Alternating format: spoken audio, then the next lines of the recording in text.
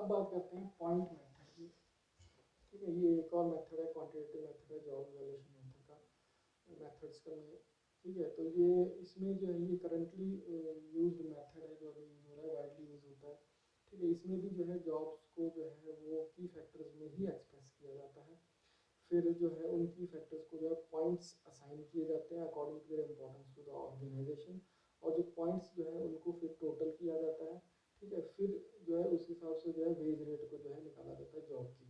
ठीक है, अब जिन जॉब्स के जो सिमिलर पॉइंट टोटल्स रहेंगे उनको एक पे ग्रेड में, जो सिमिलर पे ग्रेड में उनको रखा जाता है। इसको हम समझते हैं, इस टेबल आपके सामने जो है टेबल लिखा है, इसमें कैसे किया गया है। आप इसमें देखेंगे फर्स्ट कॉलम में यहाँ पर जो है फैक्टर लिखे गए हैं, जैसे कि स्किल है जॉब के, फिजिकल एफर्ट है, मेंटल एफर्ट है, रिस्पॉन्सिबिलिटी है, वर्किंग कंडीशन है। ठीक है, ये जो यहाँ पर जो जॉब, यहाँ पर जो है वेज रेट जो डिसाइड किया है वो है बैंक ऑफिसर्स की, बैंक ऑफिसर की पोजीशन के लिए। ठीक है, अब इससे हायर पोजीशंस भी हो सकती है, उनके लिए जो है उनके पॉइंट्स जो है टोटल पॉइंट जो है वो वेरी करेंगे, वो भी मैं बताता हूँ। ठीक है, अब यहाँ पर जो यहाँ पर आप देखेंगे ऊपर फर्स्ट रो में यहाँ पर पॉइंट वैल्यू फॉर डिग्रीज है, ये ऑर्डर ऑफ इम्पोर्टेंस दे रखा है, एक स्केल इंपॉर्टेंस स्केल हम एग्जांपल के लिए लेते हैं इसमें। ठीक है, जैसे कि जो 1 है वो है नॉट एट ऑल इम्पॉर्टेंट, वो डिफाइन कर रहा है नॉट एट ऑल इम्पॉर्टेंट। जो 2 है वो जो है डिफाइन, वो डिनोट कर रहा है आपका स्लाइटली इम्पॉर्टेंट। ठीक है, देन 3 है वो डिनोट कर रहा है आपका इम्पॉर्टेंट। ठीक है, देन फोर्थ जो है डिग्री है वो डिनोट कर रही है आपकी फेयरली इम्पॉर्टेंट। ठीक है, देन उसके बाद फिफ्थ जो है वो जो डिग्री है आपकी वो डिनोट कर रही है वेरी इंपॉर्टेंट। ठीक है, इस हिसाब से मतलब कि जो स्किल बैंक ऑफिसर की पोजीशन के लिए स्किल कितनी इम्पोर्टेंट है, कितनी ज़रूरी और कितनी स्किल्स जो है एक तरह से बैंक ऑफिसर के लिए चाहिए, स्किल कितनी इम्पोर्टेंस रखती है। ठीक है, तो इवैल्यूएशन कमेटी के जो मेंबर्स होंगे वो जो है हर एक फैक्टर को जो है पॉइंट असाइन करेंगे उस पर्टिकुलर पोजीशन के लिए। ठीक है, तो स्किल को जो है ज़्यादातर मेंबर्स जो है वो कह रहे हैं कि वो बैंक ऑफिसर के लिए जो है वो एक तरह से यहाँ पर सबसे ज़्यादा पॉइंट्स जो हैं वो वेरी इंपॉर्टेंट को दिए गए हैं, जैसे कि 50 पॉइंट्स। ठीक है, फिर उसका फेयरली इंपॉर्टेंट को 40 पॉइंट्स दिए गए हैं। ठीक है, फिर उसके बाद इम्पॉर्टेंट को 30 पॉइंट्स दे रखे हैं इन्होंने, और फिर स्लाइटली इम्पॉर्टेंट को इन्होंने 20 पॉइंट दिए हैं। ठीक है, फिर नॉट एट ऑल इम्पॉर्टेंट को जो है 10 पॉइंट जो दे रखे हैं according to importance of that particular factor of job. ठीक है, फिर इसकी टोटलिंग कर रखी है यहाँ पर 150 इसका टोटल आता है। ठीक है, देन फिजिकल एफर्ट की बात करें कि फिजिकल एफर्ट जो है बैंक ऑफिसर की एक जॉब के लिए, जॉब में जो है कितनी मेहनत की ज़रूरत होती है, उसमें जो है सब इवैल्यूएशन कमेटी के जो मेंबर्स ने जो है यहाँ पर आप देखोगे इवैल्यूएशन कमेटी के जो मेंबर्स होते हैं वो एम्प्लॉयज़ भी होते हैं, यूनियंस भी होते हैं, एचआर का स्टाफ रहता है। ठीक है, तो वो जो है यहाँ पर अगर हम देखें फिफ्थ डिग्री जो है उसके लिए उन्होंने 40 पॉइंट दे रखे हैं, जैसे मैंने एक्सप्लेन किया।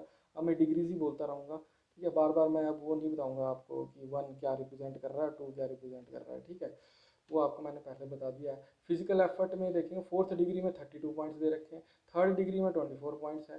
फिजिकल एफर्ट में अगर सेकंड डिग्री में 16 पॉइंट्स दे रखे हैं, फिजिकल एफर्ट को जो है फर्स्ट डिग्री में जो है 8 पॉइंट्स दे रखे हैं, इसकी टोटलिंग जो है 120 कर रखी है। वैसे ही मेंटल एफर्ट सबसे ज़्यादा अगर हम देखें, मतलब कि मेंटल एफर्ट कितना चाहिए होता है एक बैंक ऑफिसर की जॉब में, तो यहाँ पर जो इवैल्यूएशन कमेटी ने जो है फिफ्थ डिग्री को 25 पॉइंट्स दे रखे हैं, फोर्थ डिग्री में 20 पॉइंट्स दे रखे हैं, थर्ड डिग्री में 15 पॉइंट्स है, और सेकंड डिग्री में 10 पॉइंट्स है, और फर्स्ट डिग्री में 5 पॉइंट्स है। वैसे ही रिस्पॉन्सिबिलिटी को भी देख सकते हैं, और वर्किंग कंडीशंस भी कैसी चाहिए होती है उस जॉब के लिए। तो जैसे रिस्पॉन्सिबिलिटी का एक बार फिर देख लेते हैं, फिर से बता देता हूँ आपको मैं। फिफ्थ डिग्री में यहाँ इवैल्यूएशन कमेटी ने 35 पॉइंट्स दिए हैं, फोर्थ डिग्री में 28 पॉइंट्स दे रखे हैं, थर्ड डिग्री में 21 पॉइंट्स है, और सेकंड डिग्री में 14 पॉइंट्स है, और फर्स्ट डिग्री में 7 पॉइंट्स है। ठीक है, उस हिसाब से वर्किंग कंडीशंस का भी है नीचे। सबकी टोटलिंग जो है आप देखेंगे लास्ट कॉलम में कर रखी है, स्किल की 150, फिजिकल एफर्ट की 120, मेंटल एफर्ट की 75, रिस्पॉन्सिबिलिटी की 105, वर्किंग कंडीशंस की 90। ठीक है, फिर इसका पूरा जो है एक तरह से टोटल जो है वो नीचे कर रखा है, दैट इज 540। ठीक है, ये क्या है, maximum total points of all factors depending और their importance to the job और टू दी ऑर्गेनाइजेशन। एक बैंक ऑफिसर के लिए टोटल पॉइंट्स कितने बने हैं आपके, दैट इज 540 अब जो है आपको मैंने पूरा एक्सप्लेन कर दिया। आई होप कि इसमें अब कोई ऐसी कोई चीज़ ना हो जो समझ में ना आई हो। ठीक है, अब नेक्स्ट इसमें एक और टेबल जो है आगे बनता है। ठीक है, अब ये जो टोटल, ये तो पॉइंट्स यहाँ पर जो है टोटल पॉइंट्स जो है बैंक ऑफिसर की जॉब के लिए जो है निकाले हैं। ठीक है, नेक्स्ट है इसमें पॉइंट, इसी का टेबल है पॉइंट मेथड का, इसमें कन्वर्ट किया गया है उन पॉइंट्स को मनी वैल्यू में, पैसे में। ठीक है, जैसे कि पॉइंट रेंज यहाँ बताएगी, ये जो डेली वेज रेट है, ठीक है, ये पहले से डिटरमाइन किए होते हैं इवैल्यूएशन कमेटी ने। वो जो वेज डाटा जो उसका सर्वे किया जाता है उसके हिसाब से जो है डेली वेज रेट जो है डिसाइड किया होता है पहले। ठीक है, और पॉइंट रेट जो है जो आप कैलकुलेशन से जो है आपकी जो है आती है। ठीक है, जैसे कि बैंक ऑफिसर जो है उसके जो टोटल पॉइंट्स बने थे 540, तो वो जो है वो इस रेंज में जो है, सॉरी, इस रेंज में जो पहली जो है 500 और 600 के बीच में जो है उसके जो टोटल पॉइंट्स आ रहे हैं। ठीक है, इसके लिए थोड़ा सा मैं ब्रश फिर ऑन कर देता हूँ, ब्रश एक बार ऑन कर लेते हैं इसका। ठीक है, यहाँ देखेंगे जो 540 है वो इस रेंज में आ रहा है, 500 और 600 के बीच में। ठीक है, तो उस केस में जो है उसका डेली वेज रेट जो है वो 300 और 400 के बीच में आएगा। ठीक है, तो यहाँ पर जॉब ग्रेड्स और की बैंक ऑफिशियल कौन सा है, वो ऑफिसर है। ठीक है, अब इससे ऊपर जो पोजीशन रहेगी जो मान लो अकाउंटेंट की है। ठीक है, तो उस केस में पहले आप देखेंगे तो वहाँ पर जो है मेंटल एफर्ट्स में हो सकता है कि इवैल्यूएशन कमेटी जो है उसको ज़्यादा पॉइंट्स दे। ठीक है, स्किल्स में स्किल्स ज़्यादा रिक्वायर्ड होंगी, तो वहाँ पर जो है पॉइंट जो है वो, और उसमें एज कम्पेयर टू ऑफिसर जो है वो ज़्यादा एलोकेट असाइन किए जा सकते हैं। ठीक है, रिस्पॉन्सिबिलिटी का भी ज़्यादा काम रहता है, तो हो उसमें भी हो सकता है कि इवैल्यूएशन कमेटी जो वहाँ पर भी जो है उसको जो है ज़्यादा पॉइंट्स दे। ठीक है, तो उस हिसाब से जो है अकाउंटेंट के जो टोटल पॉइंट्स हैं वो 600 और 700 के बीच में फॉर एग्जांपल अगर आएंगे, तो उसका जो डेली वेज रेट है वो 400 और 500 के बीच में उसका डेली वेज रेट जो है वो डिसाइड होगा अकाउंटेंट की पोजीशन के लिए। उससे ऊपर अगर पोजीशन है, एक एग्जांपल मैंने ऑफिसर का आपको बताया कि कैसे जो है पॉइंट मेथड के थ्रू जो एक बैंक ऑफिसर की जो है हम पे को जो है डिसाइड करते हैं। ठीक है, उसी के हिसाब से इंडिविजुअल दूसरी जॉब्स को भी जो है उसी पॉइंट मेथड के हिसाब से जो है निकाला जा सकता है, according to the factors of the jobs and according to the importance of those factors to the organisation.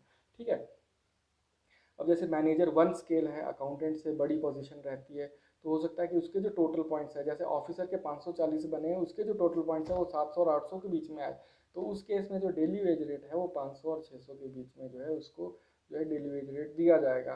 ठीक है, वैसे ही मैनेजर 2 स्केल है, और वैसे ही नीचे जो है मैनेजर 3 स्केल है। तो ये मैंने आपको चारों जो है इसके मैथड्स जो हैं वो जॉब इवेल्युएशन के वो बताए।